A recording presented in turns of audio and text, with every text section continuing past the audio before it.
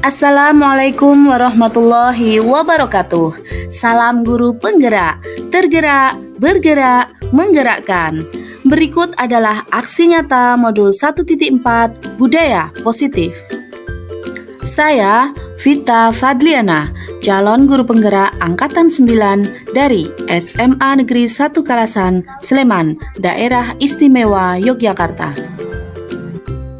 Berikut rancangan tindakan untuk aksi nyata yang akan saya lakukan, yaitu latar belakang, tujuan, tolok ukur, lini masa tindakan yang dilakukan, serta dukungan yang dibutuhkan. Latar belakang. Penerapan budaya positif di sekolah merupakan salah satu upaya peningkatan kualitas pendidikan nasional. Penerapan budaya positif ini tidak bisa dilakukan tanpa dukungan dari semua elemen yang ada di sekolah. Selain itu, pemahaman warga sekolah tentang budaya positif belum menyeluruh. Diharapkan jika seluruh konsep inti budaya positif tersebut dipahami oleh seluruh warga sekolah, maka akan terbangun budaya positif yang baik di lingkungan sekolah. Tujuan pertama, meningkatkan pengetahuan dan pemahaman tentang budaya positif. 2. Terbentuknya motivasi intrinsik pada murid dengan pembuatan keyakinan kelas. Tolok ukur. Pertama, terlaksananya diseminasi konsep inti budaya positif di sekolah. 2. Terbentuknya keyakinan kelas melalui kegiatan kesepakatan kelas yang dilakukan bersama wali kelas, guru, dan murid. 3. Murid dan guru konsisten dalam menjalankan keyakinan kelas yang telah disepakati. 4. Terlaksananya penyelesaian masalah siswa menggunakan segitiga restitusi. Lini masa tindakan yang dilakukan. Pertama, berkoordinasi dengan kepala sekolah. 2. Berkoordinasi dengan wakil kepala sekolah dan guru BK. 3. Melakukan diseminasi konsep inti budaya positif. 4. Menyusun keyakinan kelas. 5. Menempel hasil keyakinan kelas. 6. Menyelesaikan masalah siswa dengan segitiga restitusi. Dukungan yang dibutuhkan. 1. Kepala sekolah. 2. Wali kelas. 3. Guru BK. 4. Rekan sejawat. 5. Murid. Dan yang keenam adalah tersedianya sarana dan prasarana. Berikut adalah diseminasi atau membagikan pemahaman dan pengalaman dalam menerapkan budaya positif kepada rekan guru di SMA Negeri 1 Kalasan. Assalamualaikum warahmatullahi wabarakatuh. Waalaikumsalam warahmatullahi wabarakatuh. Ngantuk Bapak Ibu? Enggak. Ya, sudah siang mungkin. Oh iya, terima kasih Pak Dewo. Terima kasih Bapak Ibu sudah hadir pada siang hari ini pada kegiatan diseminasi atau penyebaran pemahaman dan penerapan pengalaman dari budaya positif di SMA Negeri 1 Kalasan. Hal ini terkait dengan ketugasan saya sebagai calon guru penggerak angkatan 9 yang salah satu tugasnya adalah mendiseminasikan budaya positif yang sudah saya lakukan di SMA Negeri 1 Kalasan. Baik, biar tidak ngantuk nggih Bapak Ibu, kita ada sedikit pemecah es. Es breaking ya. Jadi kita sedikit nanti supaya matanya kembali terbuka karena udah siang.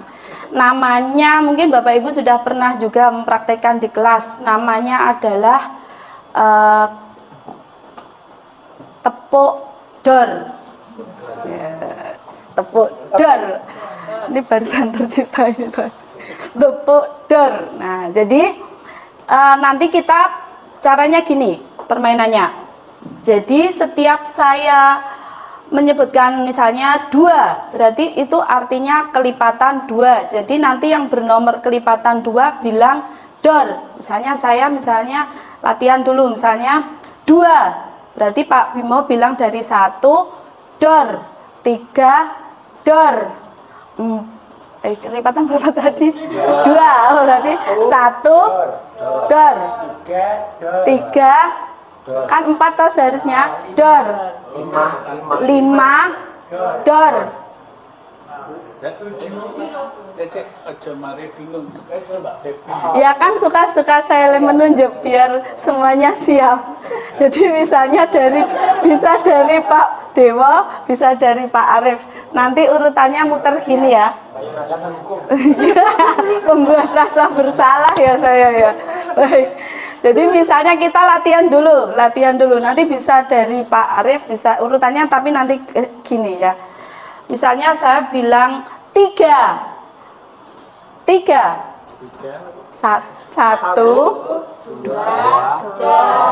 4, 5, 7, 8. ya bisa nggih Bapak Ibu nggih? Ya, oke. Kita nanti yang nggak konsen diapain? Disuruh ulang. Saya nanti mau itu yang pertama. Oke. Oke. Saya tunjuknya langsung kelipatannya aja ya. 5, 1, 2, 3, 6.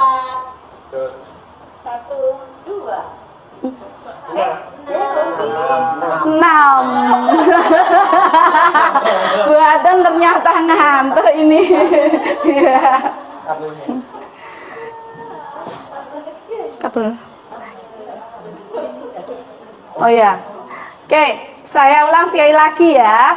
1 kali putaran. Setelah ini kita mulai. Semoga tidak ngantuk. Bismillah ya. 4, 1, 2, 3, 10,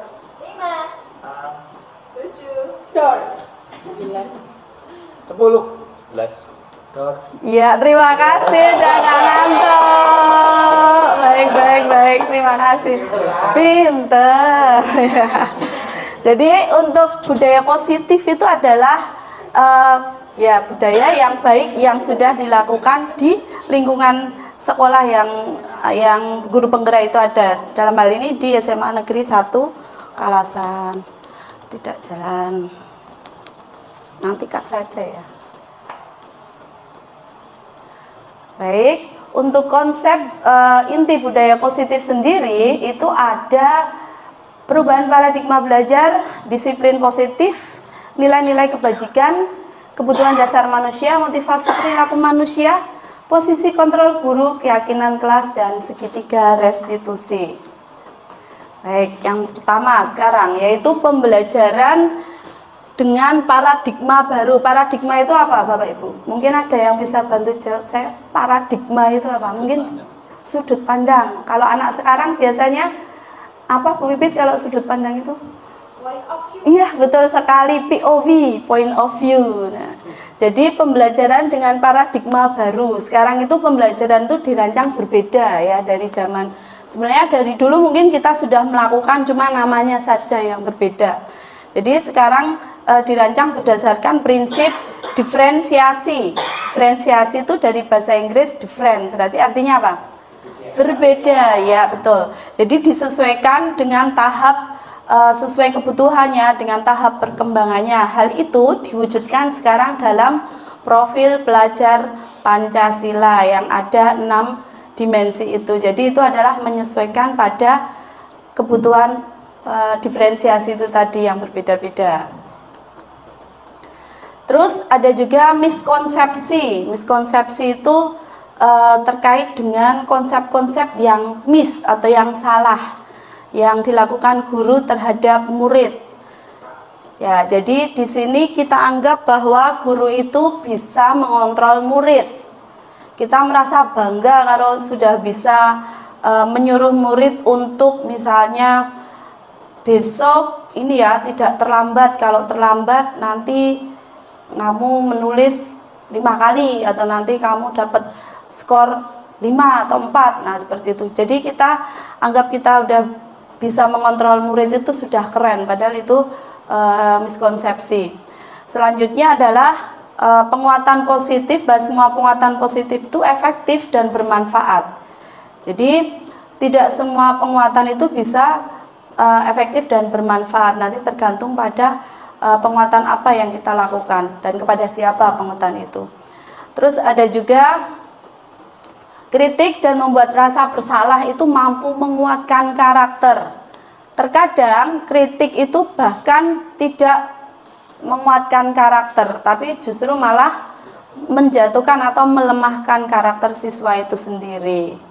Misalnya, contoh, ini belum lama ini ada di kelas 12 IPS 3. Jadi misalnya ada seorang anak mengkritik cara berpakaian temannya. Sebenarnya cara berpakaiannya itu benar, cuma menurut dia terlalu rapi, jadi dimasukkan melidit gitu istilahnya itu. Nah, itu membuat sudah benar mengkritik, tapi justru malah siswa yang dikritik itu malah ya salah apa ya, jadi malah membuat rasa bersalah dan bukan malah menguatkan karakter, tapi dia justru malah next time-nya malah udah kalau rapi-rapi itu malah nanti teman-teman malah dianggap lucu apa dianggap hal itu malah melemahkan karakternya dia.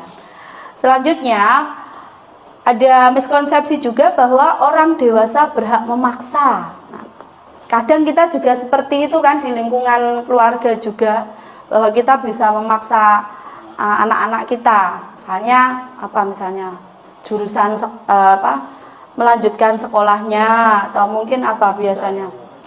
Ya perguruan tinggi, sampai yang paling simpel itu sebenarnya ini. Kalau kadang kita setiap pagi itu memasak, ini pengalaman saya banget ya. Jadi kadang kita memasak makanan yang sebenarnya anak-anak atau tidak suka, tapi wes sonone kuwi ra gelem pangan.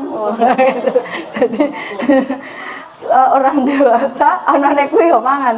Sebenarnya ada positifnya juga, rasa bersyukur, tapi kadang kalau anak udah kita sakit hati banget ya, mungkin ini ibu-ibu ya, kita udah masak, udah selesai, anak-anak ceklek bikin indomie. Nah, itu sakitnya tuh bener-bener itu sakit ya. Jadi jadi seperti itu ya Pak. Jadi besok kalau ibunya memasak nanti dihargai. Harganya berapa? Jadi nanti dihargai. Itu ya. Jadi ada beberapa miskonsepsi yang salah tentang teori kontrol. Nah, ini adalah beberapa stimulus respon yang mengubah paradigma dari stimulus respon ke pendekatan teori kontrol. Jadi stimulus respon itu adalah stimulus itu adalah perangsang, ya benar ya. Respon yang bisa merangsang orang lain bisa mengontrol saya bisa mengontrol orang lain dan seterusnya. Sedangkan kalau teori kontrol itu dengan namanya teori kontrol berarti ada pattern atau ada aturan yang dia itu udah ada ketentuannya. Misalnya setiap kebutuhan itu nyatanya berbeda-beda, kita nggak bisa memaksakan. Terus juga setiap orang punya POV itu tadi, point of view atau sudut pandang yang berbeda-beda. Mungkin kalau orang kalau sering kita lihat, misalnya orang buta sama orang buta sama yang suruh melihat gajah itu loh, ekor gajah. Nah itu kan point of view sudut pandangnya berbeda. Mungkin suruh memegang ekor gajah bagi orang yang buta menganggap itu sangat besar, atau nanti bagi yang jadi hanya dari sudut pandang saja. Kita melihat satu, misalnya saya megang gini aja, misalnya gini, nah itu jadi ya betul, itu adalah sudut pandang yang berbeda-beda. Ya, jadi sama seperti yang melihat murid mungkin dianggapnya dia nilainya di mapel kita jelek, terus biah uyah, wah berarti cah iki cah bodoh misalnya kayak gitu. Padahal dia punya potensi, betul sekali Pak Dewa, dia punya potensi yang lain yang mungkin dari sudut pandang yang berbeda dia itu kelebihannya di bidang yang lain. Begitu ya. Jadi itu ada beberapa stimulus respon dan juga teori kontrol. Nah, kita masuk ke disiplin positif. Disiplin itu berasal dari bahasa Latin yaitu disiplina, yang artinya belajar. Jadi kalau besok nyuruh siswa-siswa kita belajar atau anak-anak belajar, yuk disiplin ayo. Itu berarti itu adalah disiplin, artinya belajar. Jadi artinya bukan diselipin ya. Disiplin, saya mau bilang diselipin. Disiplin itu adalah mengacu pada tanggung jawab, sebenarnya itu tanggung jawab. Kalau Bapak Ibu disiplinnya dalam bentuk apa mungkin Pak Dewo? Kalau Bapak Ibu disiplinnya. Ya, kalau Bapak Ibu guru mungkin ya. Contohnya? Contohnya membuat perangkat. Oh, sudah Bapak. Kalau Pak Siva apa disiplinnya? Tidak pernah kosong. Iya Pak. Disiplin. Kalau Bu Esi? Masuk kelas tepat waktu. Wah, keren sekali, bagus sekali nih. Soalnya nanti kalau tidak tepat waktu diapain Bu? Disuruh kembali lagi ke situ ya, disuruh pulang. Iya baik. Jadi dipanggil tadi. Baik, untuk disiplin itu makanya namanya karena dia tanggung jawab maka disebut sebagai disiplin positif. Jadi disiplin positif itu adalah salah satu cara penerapan disiplin yang bertujuan untuk menumbuhkan kesadaran tanpa mengharapkan reward atau imbalan, ancaman atau hukuman. Ini saya share pengalaman saya pribadi yang sebenarnya di Loka 1 itu saya salah, tapi setelah saya belajar ini saya jadi tahu kalau itu salah, yaitu yang terkait dengan reward ini. Jadi saya termasuk, mungkin kalau siswa-siswa itu kalau melihat saya itu pengabdi voucher istilahnya itu. Jadi pengabdi voucher ya benar. Jadi ternyata hal-hal disiplin yang dilakukan dengan adanya reward, ancaman, bahkan penghargaan ya, penghargaan itu kan berarti tidak selamanya bagus juga. Jadi saya setiap misalnya ada games atau nilai yang terbaik atau apa itu kan saya berikan voucher Kopsis. Jadi nanti ada yang 5K, 7K, nah seperti itu. Jadi nanti tergantung pada jenis soal yang saya berikan. Nah itu ternyata salah seperti itu. Jadi reward itu justru malah membuat mereka seolah-olah ketergantungan nanti jadi kita. Jadi dia memperhatikan pelajaran kita karena ada si voucher reward itu tadi. Ya wes sekarang jadi nggak pakai reward saya. Terus pernah pakai uang Pak? Wah, boleh nanti saya ikut pelajarannya Pak Dewa. Disawer Pak berarti. Yang yang ratusan tuh, merah-merah itu. Wah, bagus. Saya itu cuma 5.000, 10.000. Atau mungkin ada Bapak Ibu ada yang punya ide diganti dengan apa ya supaya, atau mungkin tidak usah dikasih reward. Wah, betul sekali. Berarti motivasi dari dalamnya Pak Rizal itu sangat kuat ya. Betul. Apakah murid-murid kita begitu? Iya, betul. SMA 1 Kalasan, betul sekali. Oh, penekanan. Betul, ya. Jadi ada ekstrinsiknya penekanan itu. Selain intrinsik ada ekstrinsiknya juga.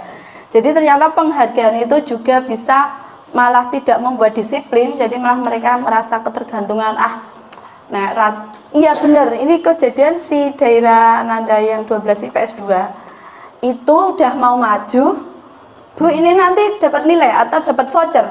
Ya enggak lah.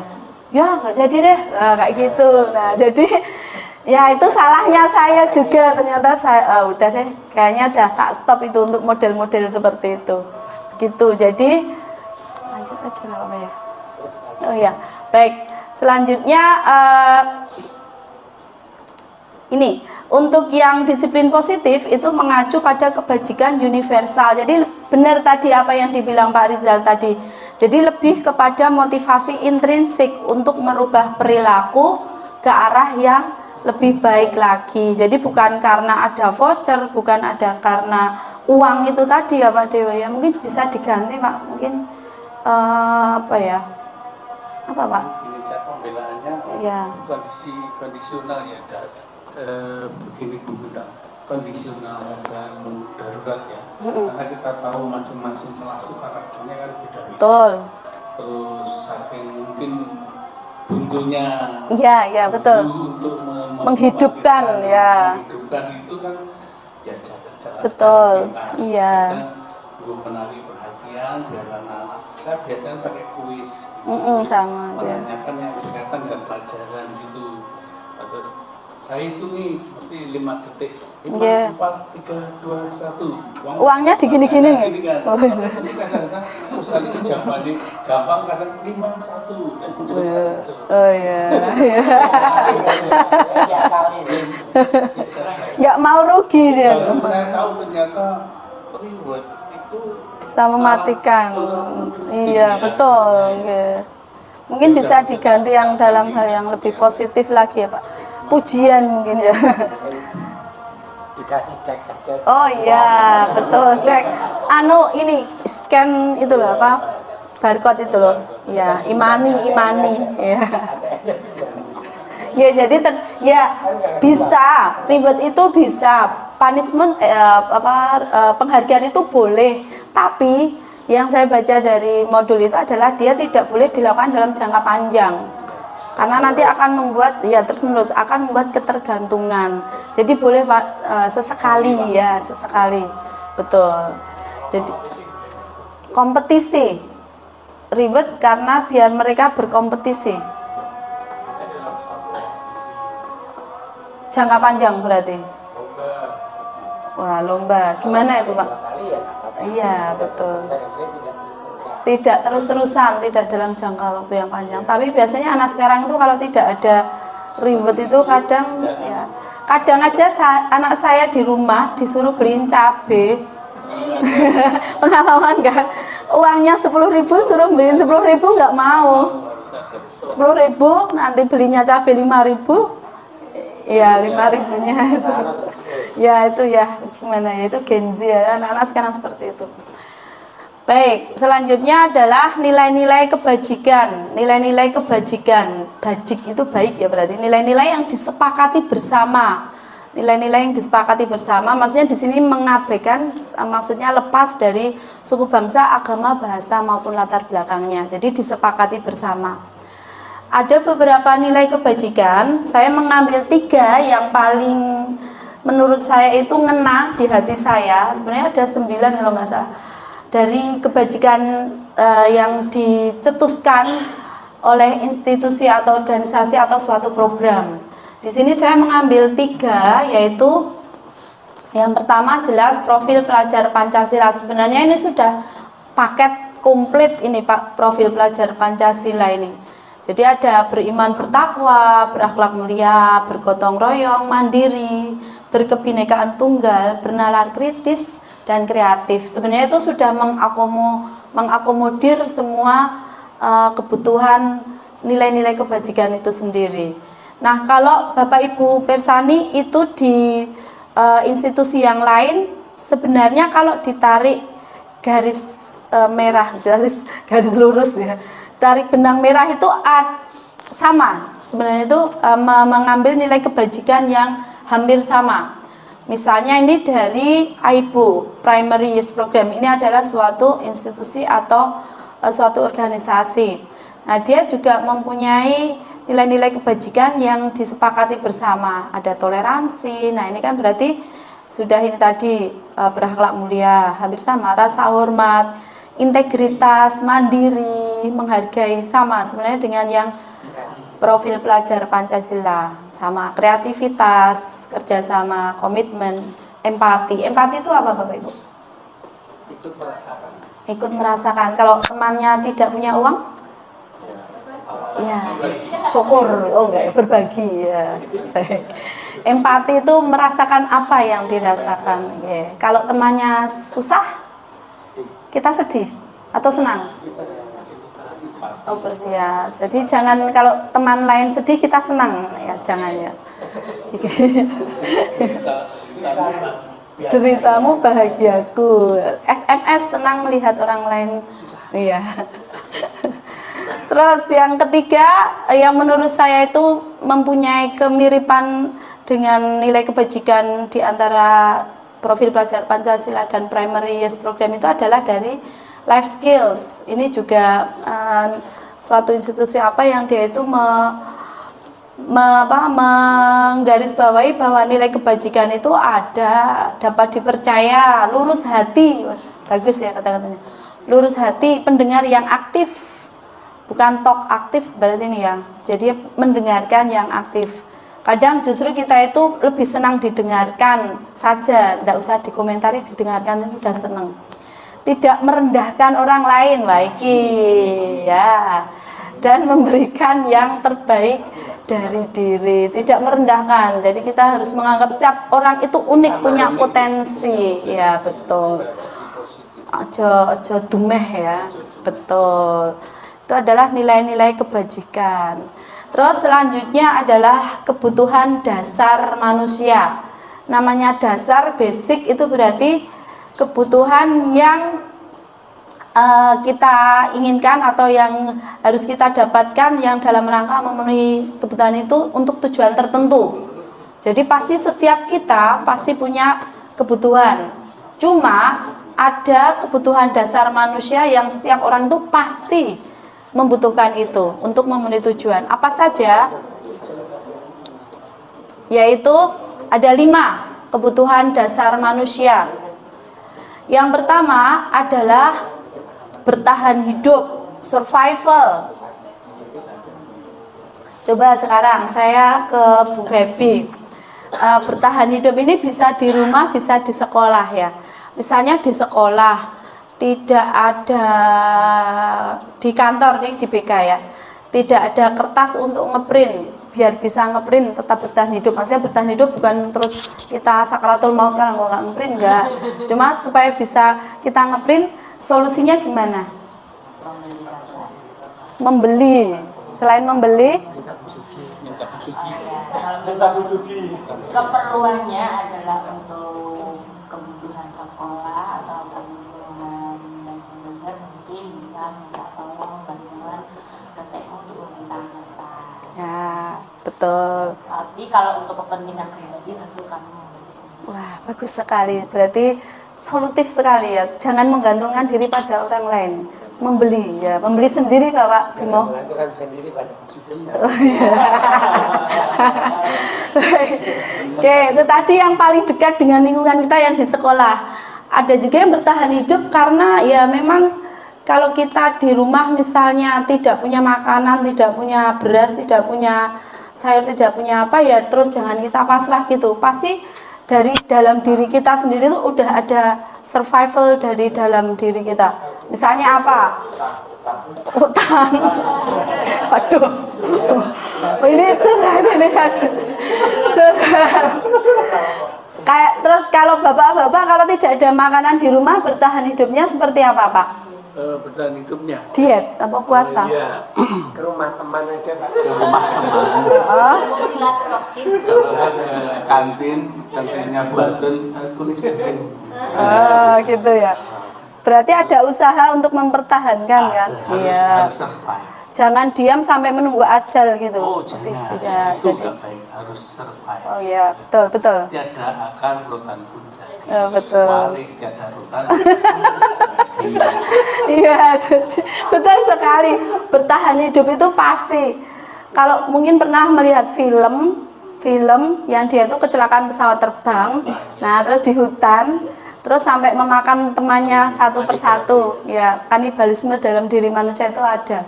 Jadi terus dia siapa nih yang dikorbankan duluan supaya bisa bertahan hidup? Saya lupa judulnya tapi pernah melihat itu. Itu salah satu cara bertahan hidup. Itu naluri alami dalam setiap manusia. Yang kedua adalah penguasaan. Penguasaan itu pengen dianggap ya. Jadi keinginan dianggap berharga, terus bisa diakui. Kan kita kadang butuh validasi. Validasi anak sekarang butuh validasi, butuh diakui. Orang tujuan memposting ke sosial media itu apa? Nggak mungkin dicuekin gitu kan. Butuh apa Bu Pipit yang ini anak JJ? Butuh biasanya kalau kita posting yang kita lihat apa? Iya, viewers. Kalau enggak tanda lope-lope itu ya, betul. Itu adalah kebutuhan atas pengakuan. Jadi kita itu butuh diakui. Aduh, kalau kita posting nggak ada yang like, nggak ada yang nge-love, duh apa tuh yang salah, dihapus. Pengalaman sekali Bu Bibi ternyata. Ya. Itu adalah manusiawi karena itu adalah kebutuhan atas pengakuan. Yang ketiga, kesenangan. Wah, ini saya juga ini. Kebutuhan untuk mencari kesenangan, bermain dan tertawa. Wah, betul. Itu ternyata juga kebutuhan tertawa itu. Jadi kalau kita stres atau apa, berarti kita butuh kebutuhan yang satu ini, yaitu tertawa. Sampai ada apa itu namanya course atau kursus untuk tertawa itu, saking sekarang zamannya kan orang serius itu. Jadi sampai susah untuk tertawa. Saya juga pernah baca jurnal itu, kalau tertawa sama cemberut itu ototnya yang membuat awet muda itu yang otot tertawa, lebih banyak membutuhkan otot untuk cemberut ketimbang untuk tertawa. Jadi kalau orang cemberut atau orang nggak mau tersenyum, japrut terus, nah itu berarti otot yang dia butuhkan lebih banyak. Katanya iya nggak, yang IPA saya pernah membaca seperti itu. Jadi otot yang dibutuhkan untuk cemberut sama dengan yang tertawa itu lebih banyak yang cemberut. Saya pernah baca itu, Oh, betul. kalau tertawa itu sarafnya itu kemudian tidak tegang. Waduh, betul ya. Tanda-tanda stroke itu kalau kelamaan cemburu. Wah, bahaya itu Pak berarti. Makanya saya juga akan tertawa, kadang-kadang tertawa. Menertawakan. Tertawa sendiri lah. Tanpa sebab. Sudahkah Bapak Ibu tertawa hari ini? Ya, betul. Bukan mentertawakan orang lain ya Pak ya. Tidak, jangan mentertawakan orang lain. Oke, selanjutnya adalah yang keempat, kasih sayang. Lah ini saya juga ini tati tayang ini. Tati tayang itu rasa diterima, disayangi, disayangi. Apalagi kalau dikasih sayangi sini sama merah-merah, nah itu langsung kasih sayang, rasa diterima. Dan yang kelima adalah kebebasan. Alami nih, setiap manusia pasti butuh kebebasan. Jadi apalagi anak, kalau kita kungkung di dalam kelas terus itu juga kadang mereka, apalagi jam terakhir, jam ke 10-11, pelajaran ekonomi atau matematika, fisika, betah-betahan aja nanti di dalam kelas. Jadi bisa pakai variasi yang lain atau apa yang ya naluri anak, kebebasan, dituruti saja dia pengennya apa. Nah, untuk motivasi tadi ada dibagi menjadi motivasi ekstrinsik dan motivasi intrinsik. X itu berarti dari luar. Jadi orang melakukan perilaku atau orang berperilaku karena ada motivasi dari luar. Apa saja motivasi dari luar itu? Misalnya untuk menghindari hukuman. Nah, ini yang paling sering ya terjadi pada anak-anak kita. Jadi dia pengen nggak terlambat karena bukan karena pengen supaya pelajar masih fresh bisa belajar lebih, itu enggak, tapi karena supaya enggak diskor, supaya enggak dihukum untuk bersihin greenhouse, nyiram tanaman dan sebagainya, itu enggak. Ada juga motivasi mendapatkan penghargaan. Nah ini saya banget enggak deng. Ini mendapatkan imbalan atau penghargaan. Jadi kayak kita misalnya ke sekolah membawakan apem misalnya untuk Bapak Ibu guru, itu motivasinya nggak tahu intrinsik apa ekstrinsik itu. Kalau ekstrinsik itu wah Pak Dewo baik banget gitu, nah langsung sini berbinar-binar gitu ya. Nah, wah betul, itu jadinya motivasinya ekstrinsik biar bisa dipuji gitu ya. Tapi ada juga, nah ini yang penting, motivasi intrinsik dari dalam. Motivasi intrinsik itu adalah mereka berperilaku karena ya ingin menjadi yang apa mereka inginkan, bukan karena ada exposure dari orang lain. Misalnya, yaitu tadi Pak Dewo membawakan apem ya karena dia pengen teman-temannya senang, membawakan itu bahagia dari dalam, bukan karena wah kok rano sik ngalem ya aku apem, nah misalnya kayak gitu. besoknya aku rambut apa mah. Membawa terus. Berarti motivasinya intrinsik ya Pak. Bagus sekali. Besok membawa apa ya Pak? Terima kasih. Itu adalah motivasi perilaku manusia. Selanjutnya adalah hukuman, konsekuensi, dan restitusi. Apa bedanya? Mungkin kita kalau di sekolah, di kelas, saya sendiri juga kadang terbolak-balik antara hukuman, konsekuensi, dan restitusi. Apakah Bapak Ibu pernah mendengar restitusi? Biasanya ini di dunia ekonomi malah kalau restitusi itu. Di dunia hukum juga ada restitusi, pengurangan hukuman. Nah, itu restitusi. Jadi ada hukuman, ada konsekuensi, ada restitusi. Mungkin kita sering mengasihnya hukuman. Hukuman itu sepihak, lebih bersifat satu arah dari kita. Pokoknya nggak ngenakin banget. Jadi kayak kita ngejudge murid itu salah, ujuk-ujuk mak bedunduk, tiba-tiba terencana dan berupa hukuman, biasanya fisik, entah psikis, nyelekit. Nah, kadang kata-kata itu malah lebih mengena ketimbang fisik. Push up itu kayak misalnya dia terlambat, apa ndadak apa sih misalnya Rana sih muter kere yo misalnya kayak gitu, misalnya nggak boleh ya gitu. Jadi kayak hukuman psikis seperti itu justru malah lebih kasihan anak itu. Jadi hukuman itu murid tidak dilibatkan, dia pasif, cuma tahu dia harus lari keliling lapangan tanpa dia bisa membela diri misalnya. Itu adalah hukuman. Terus ada juga konsekuensi. Nah, kalau konsekuensi bedanya sama hukuman, dia lebih terencana. Jadi diberitahu dulu, besok kalau kamu terlambat, konsekuensinya kamu misalnya bersihin greenhouse, apa nyiram kembang atau apa. Nah, itu konsekuensi.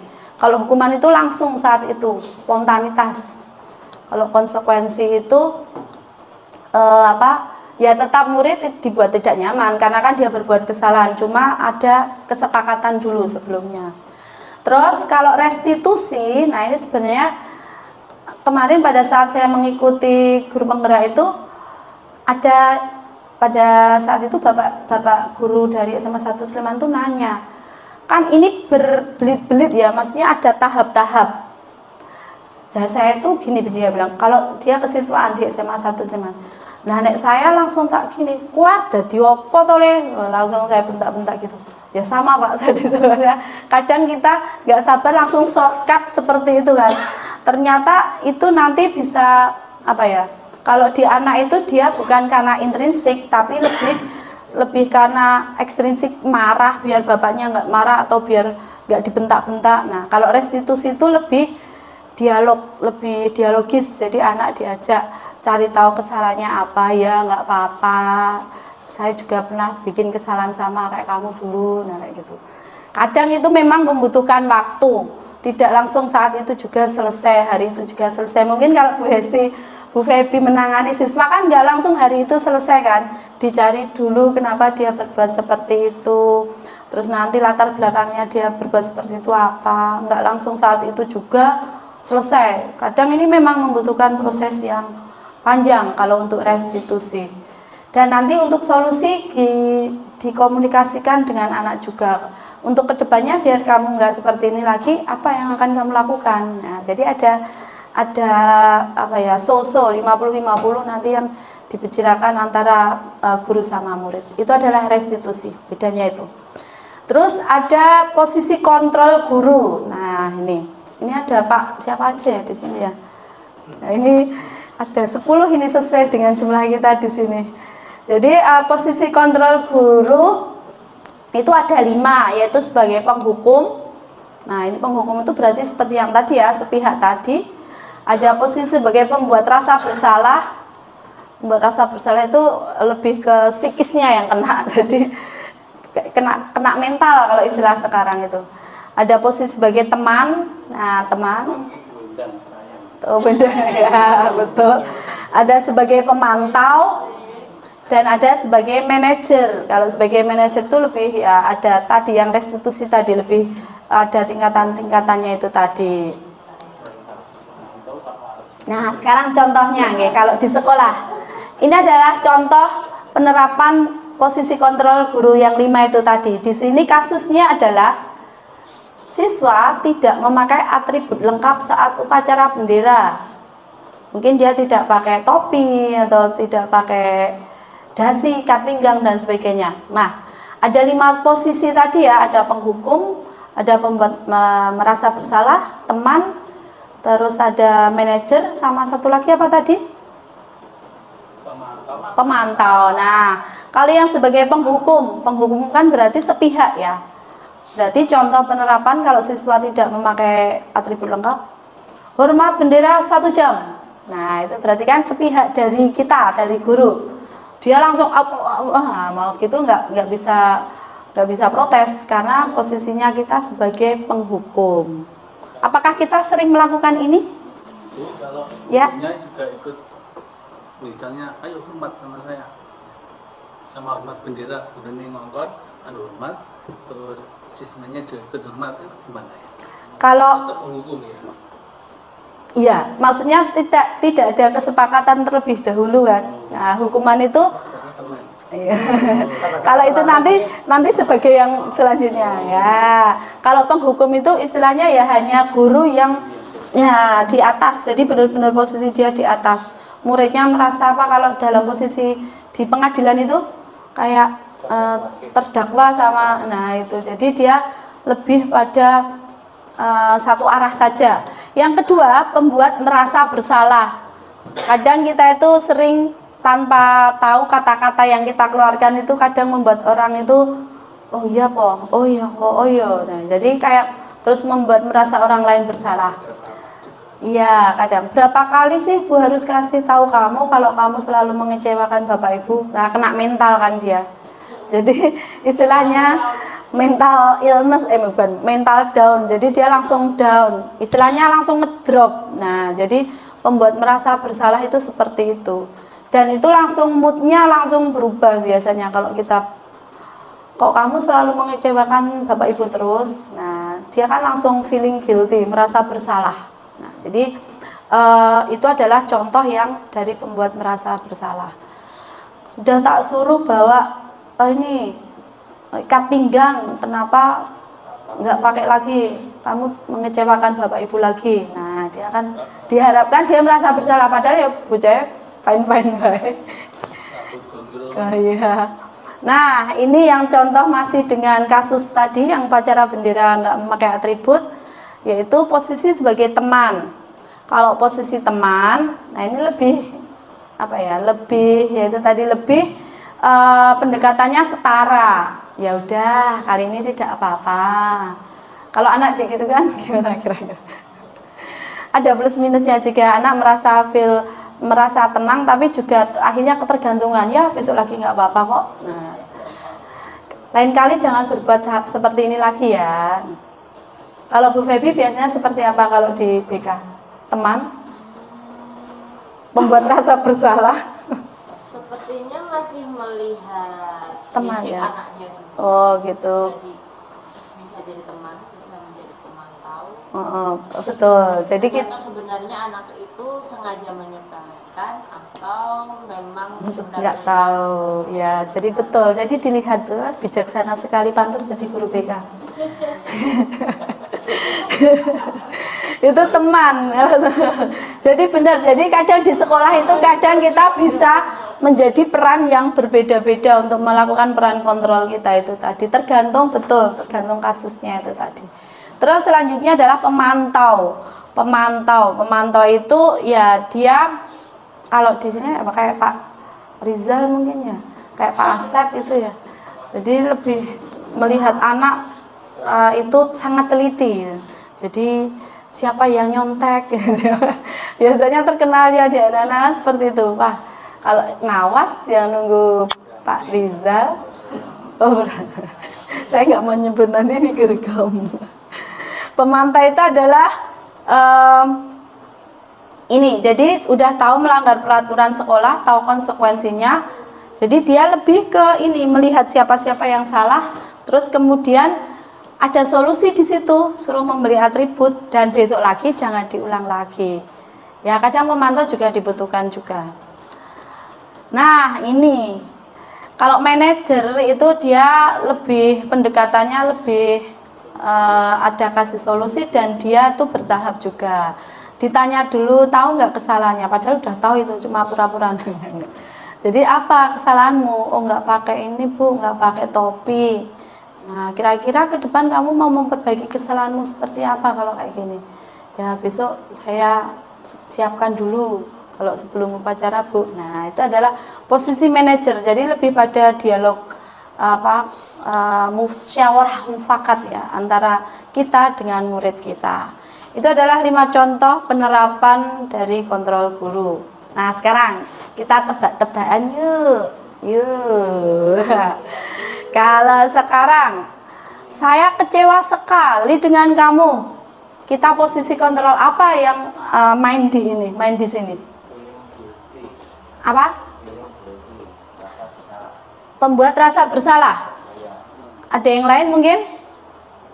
Saya kecewa sekali dengan kamu. Penghukum. Pembuat rasa bersalah ya. Saya kecewa sekali dengan kamu. Wah, langsung makdes gitu di sini. Itu adalah pembuat rasa bersalah, bisa juga penghukum itu tadi. Kalau ini kamu tidak pernah benar melakukannya. Penghukum ya. Jadi langsung gitu ya. Kamu tidak pernah benar melakukannya. Apa rencanamu untuk menyelesaikan masalah ini? Ya, pintar sekali ya. Cerdas sekali. Apa rencanamu untuk menyelesaikan masalah ini? Yaitu manajer. Jadi ada dialog di situ. Ayolah, lakukan demi Bapak Ibu ya. Teman, nggak pakai tapi mesra ya. Teman saja ya. Ayolah, lakukan demi Bapak Ibu. Teman tapi bukan teman tapi mesra, teman tapi maksa ya. Ayolah. Kadang saya juga pernah seperti ini ya. Jadi kalau jam pelajaran kita ramai atau apa, ayolah di ini aja deh, di 5 menit pertama atau di 10 menit pertama lakukan ya. Nah kayak itu. Jadi kadang kita seperti mengajak teman sebayanya ya, membujuki ya. Kalau ini, kamu tidak pernah mendapat nilai jika tidak mengerjakan tugas. Sambil tuh gini ya. Kamu tidak pernah mendapat nilai jika tidak mengerjakan tugas. Apa ini? Apa Bu Nur? Menghukum. Ya, posisinya menghukum. Betul. Nah, next, sekarang kita ke keyakinan kelas. Keyakinan kelas. Ini dulu mungkin kita sangat familiar dengan peraturan kelas. Kalau kesepakatan masih bisa ya dengan keyakinan. Peraturan kelas. Nah, jadi kenapa keyakinan kelas dan mengapa bukan peraturan kelas? Oke. Jadi keyakinan kelas itu adalah suatu kesepakatan yang dibuat dengan satu kelas itu tidak ada yang terpaksa. Kalau dulu saya pasti di awal tahun pembelajaran itu membuat ini, tapi namanya dulu saya adalah kontrak belajar. Jadi saya memperbanyak, saya kasih dulu di screen itu ada beberapa poin gitu. Nanti yang mereka nggak setuju detail. Jadi ada sisi murid, ada sisi guru, karena saya harus adil juga kan, nggak hanya murid yang saya perlakukan seperti itu. Contohnya misalnya kalau ya itu tadi keterlambatan, saya terlambat 10 menit berarti jam saya kosong. Nah, ada juga yang misalnya boleh boleh minum di kelas. Nah itu ditambahi dulu saya. Boleh minum, terus akhirnya mereka ada yang bikin cafe make, ada yang bener anak sekarang itu. Makanya terus dulu ditambahi karena bisa berubah juga. Jadi bisa berubah, yaitu ini minuman tidak berwarna. Jangan ngomong air putih itu. Minuman tidak berwarna. Jadi bisa berubah sesuai, karena terus anak-anak kan pinter cari selah-selah gitu. Boleh minum di kelas, wes gawe kafe make kan ada dispensernya tuh di kelas. Gawe kafe make esuk-esuk enak banget. Gurune nerangnya ambil ambune sumber banget gitu. Oh tuh malah. Jadi kita harus ya kesepakatan itu. Kalau dulu saya namanya kontrak, jujur saya dulu salah karena menamakan itu kontrak belajar. Jadi kontrak pada jam pelajaran saya, mata pelajaran saya. Jadi ada keterlambatan, ada disiplin itu tadi. Terus ada jujur dalam saya sampai tahu dia mencontek auto 0, ada kejujuran, terus apa lagi? Ada 5. Jadi dulu saya membuat itu. Terus mereka tanda tangan, bawahnya tanda tangan orang tua dikumpulkan di saya. Nah, itu kontrak belajar setiap tahun pelajaran. Tapi ternyata itu sepihak juga ternyata. Karena apa? Karena anak merasa melakukan itu karena terpaksa juga. Jadi sudah sebenarnya udah musyawarah mufakat, cuma ada beberapa anak yang ternyata ya itu tadi boleh minum, akhirnya minum Coffee Mate dan sebagainya itu. Jadi akhirnya dibuat yang namanya keyakinan kelas. Keyakinan kelas itu adalah yang nilai-nilai kebajikan, nilai-nilai yang baik yang diyakini oleh seluruh warga kelas, boleh sekolah juga nanti kalau sekolah, tapi masih sekarang peraturan sekolah ya, bukan keyakinan sekolah ya. Kata-kata mungkin masih belum familiar. Ada juga keyakinan mata pelajaran. Mungkin ada Bapak Ibu yang tidak menjadi wali kelas, ini juga bisa keyakinan pelajaran. Mungkin biasanya adalah yang umum itu adalah tentang kejujuran, disiplin, kebersihan, itu yang paling. Dan jangan banyak-banyak Bapak Ibu, jangan banyak-banyak.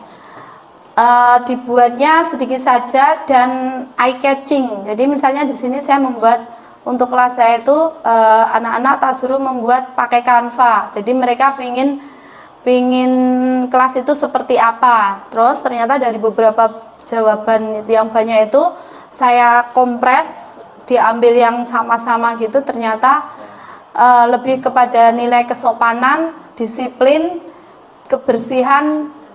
Yaitu yang paling itu kebersihan, disiplin, sama kesopanan seperti ini ya. Jadi itu nanti bebas tergantung kita mau membuat keyakinannya dengan anak itu seperti apa. Disesuaikan juga fleksibel karena setiap mapel karakteristiknya berbeda. Dibuat dalam pernyataan positif, jangan ada kalimat jangan. Wah, ini kayak ilmu parenting itu kan nggak boleh jangan, no nggak boleh. Jangan lari-larian dek, nanti jatuh. Nah, nggak boleh ternyata seperti itu. Diganti gimana Bu Bibit? Nah, betul sekali Bu Bibit. Bu Bebi, Bu Hati. Ya, jangan lari-lari nanti, jalan pelan-pelan saja atau apa misalnya. Jangan mencontek. Diganti apa? Ya, pintar. Kerjakan dengan jujur. Jadi kalau bisa kalimatnya positif. Jangan injak rumput. Kalau di rumah sakit jangan injak rumput, nggak ada ya. Itu kalimat negatif itu ya. Jangan lewat jangan ini. Itu ada jangan lagi, Pak. Oh iya, nggak boleh ada kata jangan, Pak. Ternyata negatif kata jangan itu. Kalau jangan gori positif, Pak. Iya. Oke, ini adalah beberapa rules atau aturan tadi dalam pembuatan keyakinan kelas tadi. Intinya dibuat yang sedikit saja, nggak usah banyak-banyak, nanti karena anak malah lupa apa keyakinan kelasnya. Terus ditempatkan di tempat yang mudah terlihat. Kalau bisa misalnya nggak hanya di depan saja, misalnya di belakang juga, di samping juga, atau dijadikan ini. Kalau saya dijadikan ini logo WhatsApp grup kelas itu. Jadi supaya anak-anak itu ingat terus ya. Itu adalah keyakinan kelas. Nah, ini yang terakhir ya. Adalah segitiga restitusi. Segitiga restitusi itu yang tadi itu yang bertahap itu. Jadi mulai dari menstabilkan identitas, terus validasi tindakan yang salah, dan menanyakan keyakinan. Jadi ada tahap-tahapnya dulu, distabilin dulu, cooling down dulu. Terus habis itu divalidasi. Kamu tahu kan kalau tindakanmu ini salah. Jadi bikin anak itu benar-benar tahu kalau itu memang salah. Habis itu baru menanyakan keyakinan. Next time-nya kamu mau gimana ini biar tidak seperti ini. Itu adalah segitiga restitusi. Contoh, untuk yang menstabilkan identitas, nah itu adalah ya ini bombongi, mengcooling down suasana dulu. Jadi dari gagal ke sukses, menggeser si anak itu supaya ada sisi positifnya dulu. Contohnya kalimatnya misalnya, berbuat salah itu wajar, tidak ada manusia yang sempurna, kesempurnaan hanya milik Allah. Ya, ibu bapak juga pernah melakukan itu. Nah, saya nggak ingin mencari siapa yang salah, tapi kita ingin cari solusi. Atau kamu berhak merasa begitu, misalnya anak yang berkelahi ini misalnya, kamu berhak mempertahankan diri. Iya, kamu berhak itu, survival itu tadi kan, kamu berhak. Nah itu jadi kayak kita bombong dulu, di cooling down dulu, distabilkan dulu identitasnya. Setelah itu baru kita validasi, udah mulai masuk nih, masuk. Nah, jadi udah mulai masuk dia cool, udah adem gitu baru. Misalnya tadi ya tawuran, kamu pasti punya alasan mengapa melakukan hal itu dan ngomongnya jangan mentak-mentak juga, yang lembut gitu ya, yang kalem, adem gitu ya. Kamu pasti punya alasan melakukan hal itu. Terus kamu tuh sebenarnya bisa saja melakukan lebih buruk dari ini kan, tapi kamu nggak melakukan itu, keren. Nah, pokoknya divalidasi dulu tindakan yang salah itu, atau kamu patut bangga karena kamu telah melindungi hal yang berharga atau melindungi harga diri atau apa. Nah, itu adalah validasi tindakan yang salah. Nah, dari sini terus barulah kita menanyakan keyakinan. Jadi lebih ke dari anaknya dulu, motivasi intrinsik dari anak. Ditanya dulu nih, kalau kamu seperti ini, tahu kamu salah, nah kedepannya kamu mau seperti apa? Ada yang typo ya, maaf ya, ideal bukan ideal. Gambaran kelas yang ideal menurut kamu seperti apa? Atau kamu pengen kamu besok ingin menjadi anak yang seperti apa? Nah, jadi ditanyakan bukan dari kita, tapi dari dianya sendiri, menanyakan keyakinan. Apa yang kamu inginkan? Apa yang kamu inginkan? Aku ingin kamu.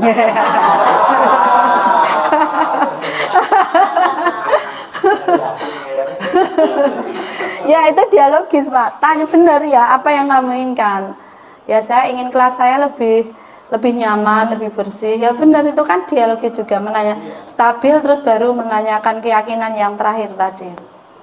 Boleh tidak di kemarin ada pertanyaan ya. Boleh tidak itu diacak, maksudnya urutannya itu boleh nggak di shuffle gitu? Boleh nggak kira-kira ya? Kita dinginkan dulu baru masuk dia salahnya apa baru tanamkan keyakinan, atau bisa kita tanamkan keyakinan dulu baru tidak ya? Itu memang kalau ya namanya makanya segitiga itu tadi ada betul ya. Ini contohnya. Nah, ini kemarin based on true story sebenarnya ini. Pada saat asesmen sumatif tengah semester mata pelajaran ekonomi di kelas 11 MIPA 2. Jadi ada anak yang saat itu sebenarnya dia belum mencontek, belum berhasil mencontek, tapi sudah membawa LKS ke kelas saat pelajaran saat ATS kemarin itu. Belum mulai baru ketahuan ada nongol LKS di bawah itu. Dan itu udah sangat bikin dia merasa ya bersalah. Kita lihat siapa? Iya.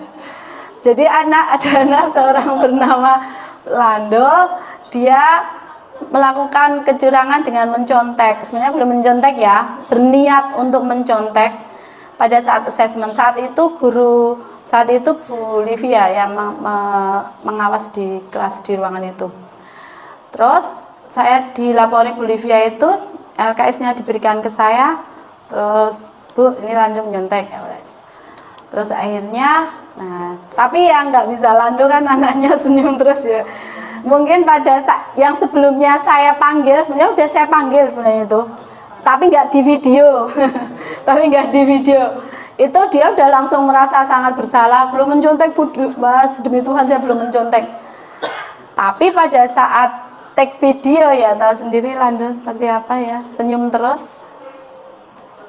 Itu nggak keras ya. Jadi ininya, nah itu tuh dia nggak bisa serius.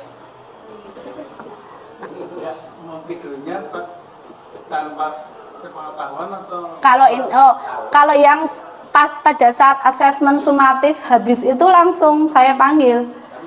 Tidak, ya kan saya belum tahu ada tugas ini, Pak.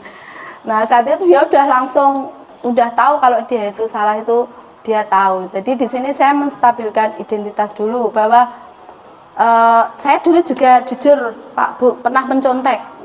Menconteknya lebih ganas pada dulu itu di sini. Kalau dulu itu karena kan dulu belum pakai baju muslim ya, jadi di sini. Itu jadi saya kasih tahu dulu saya mencontek. Kalau pada saat manggil pertama ya kita tanya biasa seperti alasannya kenapa kamu bawa LKS. Tahu sendiri nanti kan auto 0 kan, udah di keyakinan kelas saya itu kalau berbuat itu auto 0 ya. Iya Bu, saya tahu. Akhirnya dia saya berikan untuk tugas yang lain. Jadi distabilkan identitas dulu. Terus, nah ini sudah masuk ke kedua, validasi tindakan yang salah. Validasi tindakan yang salah itu saya pengen tanya alasan dia melakukan itu. Ternyata alasannya karena dia kan sering skip karena ada kegiatan OSIS dan macam-macam, sehingga di pelajaran saya itu paling baru 3 atau 4 kali itu, sehingga dia takut kalau nilainya itu jelek, sehingga dia nggak pede karena belajarnya di kelas saya itu belum banyak. Biasanya dia bawa LKS untuk ngiyem-yemi katanya, untuk ngiyem-yemi, takut nilainya itu jelek. Tapi saya belum mencontek Bu, bener Bu, saya belum bola-balik dibilang seperti itu, dia bolak-balik bilang. Jadi intinya dia di sini bilang kalau dia melakukan itu karena takut nilainya jelek.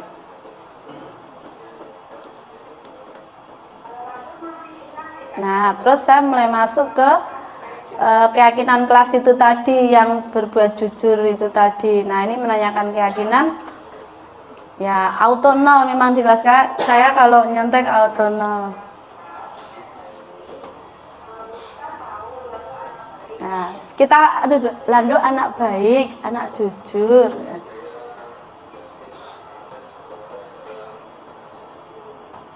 Ya, jadi dia udah yakin kalau dia anak jujur, senyum lagi dia anak jujur. Nah, terus baru kedepannya seperti apa.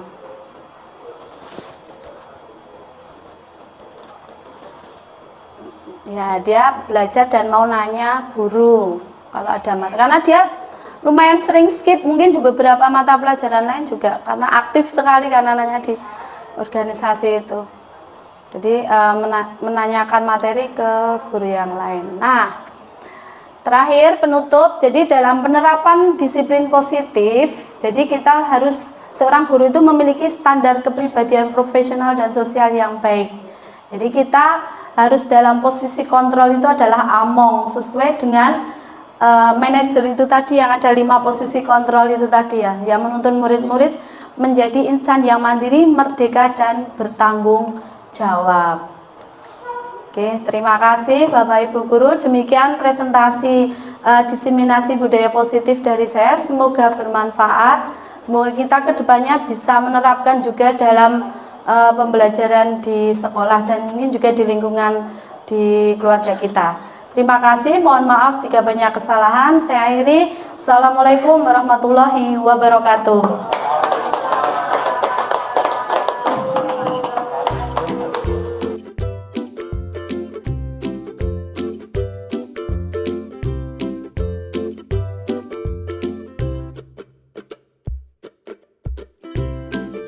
Berikut adalah implementasi konsep-konsep inti dalam modul budaya positif di lingkungan kelas, yaitu pembentukan keyakinan kelas dan penyelesaian masalah menggunakan segitiga restitusi. Baik, semuanya ya, jadi ini nanti terkait dengan yang dulu kita sebut biasanya peraturan kelas. Pada saat awal dulu kita kemarin lesehan, kalau masih ingat, ya mungkin si Aryawan nggak ikut ya. Pada saat lesehan, terus mungkin ada masalah yang apa dirasakan, terus pengen kelasnya seperti apa. Nah, mirip seperti itu peraturan kelas, pengen kelasnya seperti apa, pengen kayak gimana. Nah, cuma nanti kita akan rubah namanya menjadi keyakinan kelas. Keyakinan kelas itu ya sesuatu yang nilai yang baik yang kamu yakini bahwa itu akan kita pegang di kelas ini, tapi nggak usah banyak-banyak. Wah, nanti nek suruh ngapalin 36 peraturan keyakinan kelas itu kan, wah. Jadi nanti kita sort dari berbagai curhatan kalian yang pengennya kelas seperti apa. Nanti kita paling ambil 4 atau 5 saja. Misalnya kalau bisa jangan pakai kalimat negatif, jangan. Misalnya, jangan buang sampah sembarangan. Bisa diganti apa misalnya? Ya, bisa buanglah sampah pada tempatnya, atau jagalah kebersihan, atau benar kalian pengen kelas itu seperti apa. Boleh dari sisi fisiknya, kebersihannya, kerapihannya, mungkin piket nggak terlambat, atau mungkin tidak nyontek, atau jangan pakai tidak nyontek ya, apa, kerjakan dengan jujur. Nah, boleh seperti itu, atau jujur gitu aja, atau saling menghormati, respect, boleh. 1 kalimat saja, jelas?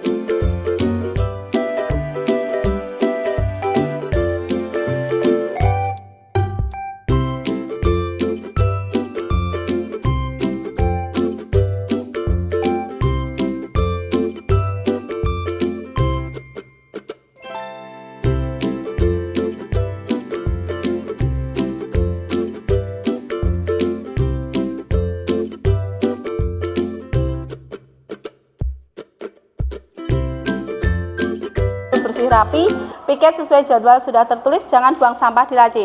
It's all about semuanya tentang. Oke, kita bikin kata-kata yang manis. Apa? Kasih gula, makan mie sedap. Terus apa?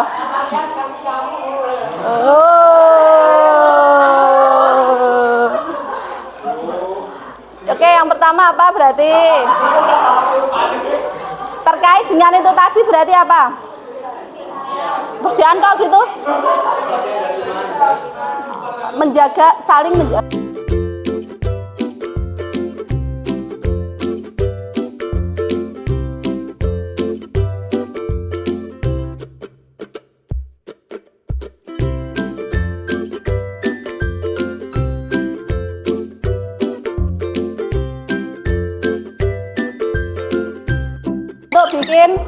Posternya mau warnanya seperti apa bebas. Saya kasih waktu 10 menit. Habis itu nanti saya printkan, kita tempel di depan.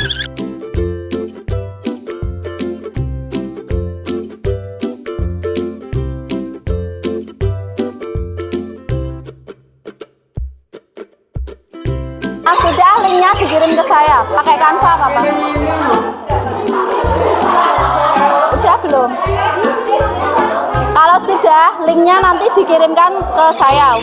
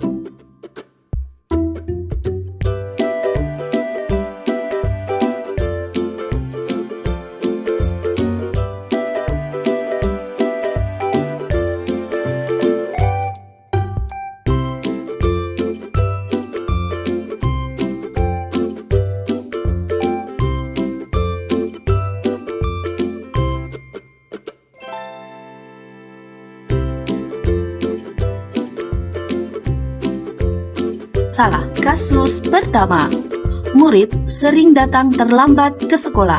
Saat saya mengajar di kelas, tiba-tiba ada murid bernama Pelangi mengetuk pintu dan memohon izin untuk masuk kelas di pelajaran saya karena terlambat datang ke sekolah. Sebenarnya bukan hanya kali ini saja Pelangi terlambat di jam pelajaran saya. Saat itu saya hanya tersenyum dan memberi penguatan saja dan mempersilakan Pelangi untuk mengikuti pelajaran. Namun setelah pelajaran selesai, saya meminta Pelangi untuk menghadap saya pada jam istirahat. Berikut adalah skenario penyelesaian masalah menggunakan segitiga restitusi. Waalaikumsalam, silakan duduk Pelangi. Ya, Pelangi tahu tidak kenapa Bu Vita memanggil Pelangi? Ya Bu, saya salah, saya sering terlambat ke sekolah. Ya, betul. Tadi pas waktu pelajarannya Bu Vita, Pelangi kan datang terlambat. Ya, Bu. Nah, tadi juga Bu Vita mendapat laporan dari Bu Piket bahwa Pelangi itu sering datang terlambat ke sekolah, gitu. Ya Bu, saya minta maaf Bu. Ya, Ibu tidak menyalahkan Pelangi.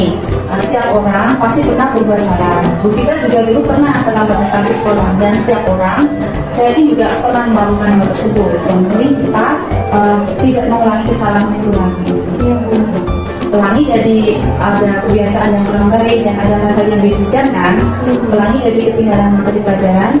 Ya Bu. belajar dari kesalahan itu, Bu Vita boleh tahu kenapa Pelangi sering datang terlambat ke sekolah? Jadi saya kan berangkat ke sekolah naik ojek online ya Bu. Nah kadang menunggunya bisa lambat sehingga cepat Bu. Kadang bahkan bisa sampai 15 menit. Nah karena itu saya jadi terlambat Bu. Oh gitu. Tidak ada nak yang mengantar ke sekolah? Tidak ada Bu, orang tua sudah berangkat lebih pagi dan saya tidak diperbolehkan naik kendaraan bermotor. Oh ya, jadi ini nah disiplin itu kan salah satu hal yang penting. Itu adalah salah satu bentuk menghargai waktu. Pelangi ingat tidak salah satu keyakinan kelas kita terkait hal ini? Ingat Bu tentang disiplin. Saya tahu terlambat sekolah itu tidak disiplin Bu. Betul sekali. Jadi salah satu cara menghargai dirimu itu adalah dengan menghargai waktu itu sendiri. Kira-kira Pelangi bisa tidak merubah pola supaya datang lebih awal lagi ke sekolah? Insya Allah bisa Bu. Bagaimana caranya? Saya akan bangun lebih awal lagi Bu. Terus bersama juga karena tidak terlalu mepet waktu sekolah Bu, agar tidak terburu-buru juga. Oh baik. Alhamdulillah sudah ketemu caranya ya supaya kamu tidak terlambat lagi datang ke sekolah. Nah jadi kamu bisa merubah bangun lebih awal lagi. Mungkin bisa set alarm juga supaya tidak lupa lagi untuk memesan ojek online. Dan juga nanti Bu Vita akan berkomunikasi dengan orang tuamu supaya kedepannya kita bisa saling mengingatkan. Baik Pelangi, silakan kamu boleh kembali ke kelas lagi. Terima kasih untuk nasihat dan sarannya ya Bu. Insya Allah saya akan lebih bertanggung jawab lagi di situ lagi. Siap, fit ya Pelangi ya, semangat ya. Assalamualaikum warahmatullahi wabarakatuh. Nama saya Pelangi Aulia dari kelas 12 IPS 1. Terima kasih Bu Vita karena telah mengajak saya untuk berdiskusi tentang permasalahan saya dan mencarikan solusi untuk saya. Saya berjanji akan lebih disiplin dan tidak terlambat ke sekolah lagi. Wassalamualaikum warahmatullahi wabarakatuh. Demikian yang bisa saya sampaikan. Semoga bermanfaat. Terima kasih. Salam dan bahagia. Wassalamualaikum warahmatullahi wabarakatuh.